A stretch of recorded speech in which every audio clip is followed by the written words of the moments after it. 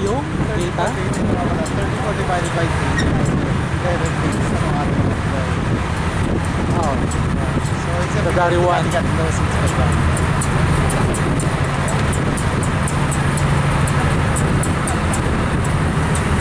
Ayaw na nila umakyat. Ha? Ayaw na nila umakyat. Sota na sila.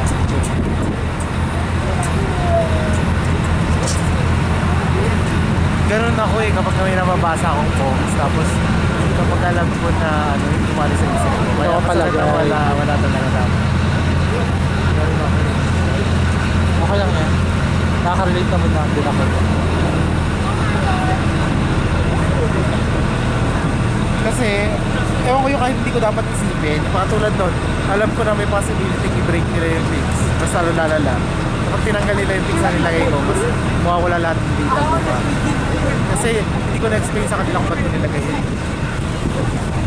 May nakalain lang, ay mali yung logic, hindi mali yung logic. Baka wala lang talaga yung data. Tapos kung kailan wala ako. Ako po ano.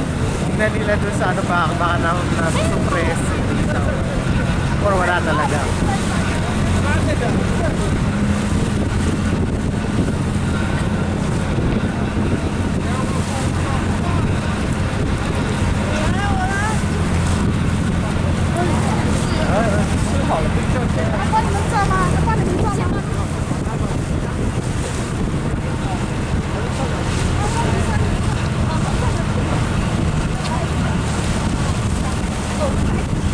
Statue of Liberty.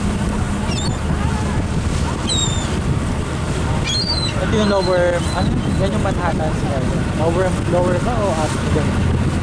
Lower Manhattan. On behalf of the National Park Service, once again, welcome aboard. Our next stop will be Ellis Island. We are embarking on a journey of great historical significance. Ellis Island was the principal gateway for immigrants arriving into the U.S. between 1892 and 1924. Our current course recalls the voyages of approximately 12 million American immigrants. They passed these waters on their way to Ellis Island and a new life. By the time they reached New York's busy harbor, they had